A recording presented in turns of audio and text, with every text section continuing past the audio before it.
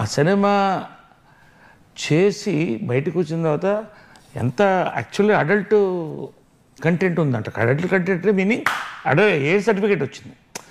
ఒక అమ్మాయిని ఒకటి ప్రేమించి కడుపు చేసి వాడు చెయ్యలేని పరిస్థితుల్లో వదిలేస్తే ఇంకోటి వచ్చి ఆ అమ్మాయిని పెళ్లి చేసుకొని ఆ అమ్మాయి వచ్చి ఫస్ట్ నైట్ రోజు కాళ్ళకి దండం పెడితే నువ్వు బయట వరకే నాకు పెళ్ళానివి, ఇంటికి వస్తే సిస్టరా, లోపలికి సిస్టర్ అని చెప్పే థీము 1982లో సూపర్ డూపర్ కల్ట్ హిట్ అయిందంటే నేను ఎందుకు చెప్తానంటే ఈ పాయింట్, జనం ఎప్పుడు కొత్తదనాన్ని కోరుతారు. ఇప్పటికి కూడా కొత్తదాన్ని ఎప్పుడైనా. కాబట్టి అప్పటికి అది ఫార్వర్డ్ ఫిలిం అయినా యూత్ దాన్ని పోషించింది. పెద్ద వాళ్ళందరూ ఇప్పుడు 50 ఏళ్ళకి వచ్చేసారు, అవును, అంకిల్స్ ఆంటీస్ అయిపోయారు. కానీ ఆ సినిమా ఇంకా ఫ్రెష్గా ఉంది because of the theme. So నా అదృష్టం అలాంటి సినిమాలను నేను పడ్డం, అలాంటి డైరెక్టర్ దగ్గర పడ్డం. ఆయన నన్ను 2 జళ్ల సీత, శ్రీవారి ప్రేమలేఖకి సర్దుకుంది ఇండస్ట్రీ, మంచి సూపర్ హిట్ అవ్వడం. రామోజీరావు గారికి థ్యాంక్స్, నా గురువుల్లో ఒకళ్ళు. ఆ సినిమాతో హీరోగా మళ్ళీ సినిమాలు స్టార్ట్ అయ్యాయి. అప్పటిదాకా చాలా గ్యాప్స్ నాకు. అప్పటి వరకు అన్ని ఒడిదుడుకులే.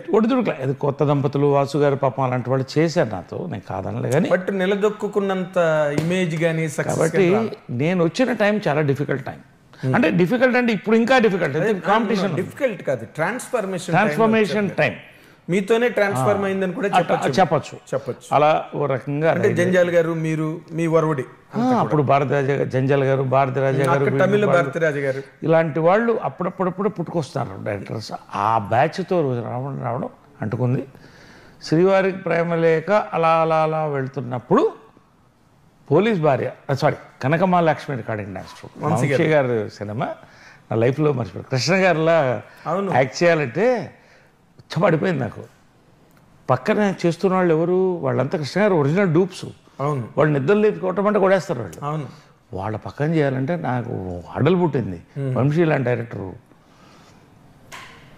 అని ఆ రంగులు ముచ్చులు కట్టిన వీలు, కలర్ వీలు, ఆయన మామూలుగా కాదు అసలు. ఫస్ట్ వంశీ గురించి చెప్పాలి. ఫస్ట్ నేను వంశీ గారితో యాక్ట్ చేస్తానంటే ఎవరు, వంశీ గారితోనా అని అంతర్యా అలానే మీ పొండి తెలుస్తుంది అంటున్నాడు. ఈ వంశీతో అవకాశం అంటే గ్రేట్ డైరెక్టర్ అండి, లెజెండ్, లెజెండ్. కాకపోతే నాకు ఆ రోజు అర్థమైంది. ఫస్ట్ రోజు వెళ్ళాను ఫస్ట్ సాంగ్ పెట్టాను, నీకు హాయిగా ఉంటుందంటే థ్యాంక్ యూ సార్ అన్న. ఫస్ట్ షాట్ ఏంటన్నా, ఈ కుమ్మరి చక్రం గిర్రని తిరుగుతుంటే దాని మీద నేను నిలబడి తిరగాలన్నాడు. కుమ్మరి చక్రం మీద నిలబడి ఎవడా తిరుగుతాడండి. అప్పుడు అవన్నీ కలెక్ట్ అయింది. అమ్మ వంశీనా, పెద్ద నాకు సార్ కుమ్మరి చక్రం మీద ఎవడ, ఎందుకు నువ్వు ఎవరన్నా నిలబెట్టమంటావని నిలబడితే ఆడి చెక్కలు కొట్టుకుపోయి కింద పడిపోయి ఎందుకు అవుతారంటే అన్నాడు. నువ్వు డాన్సర్ బాన్ తల్లి, నువ్వు చేస్తారు బాగా చేస్తారు అన్నాడు ఆయన. ఇది ఎక్కడ పోవాలండి అంటే పోనీ కూర్చుని చేయండి అన్నాడు. సరే కూర్చుని చేయమన్నాడు. అంటే గిర్రని చెప్తే దోమని ఎగిరి పడితే దెబ్బలు. కానీ మొండి చేద్దాం 1 more అన్న. ఆయన కొంచెం షాక్ అయ్యాడు. రెండోసారి దెబ్బలు, ఆ చక్రం మీద పడిపోయింది. ఆ అమ్మాయి తోసింది, మాధురి హీరోయిన్. 3వ షాట్ ఓకే అయిపోతే చాలా కోపం వచ్చింది వంశీ మీద నాకు. అని సరే అని వెళ్ళిపోయాను. తర్వాత రాత్రి వచ్చి దెబ్బలు తగిలిందా అన్నాడు. పర్లేదండి, ఏముందండి, సర్లేండి దీన్ని మనం 14 frames చేద్దాం, టెక్నిక్ ఉంది కదా అంటే 14 అది అప్పుడే చేయొచ్చు కదా అంటే.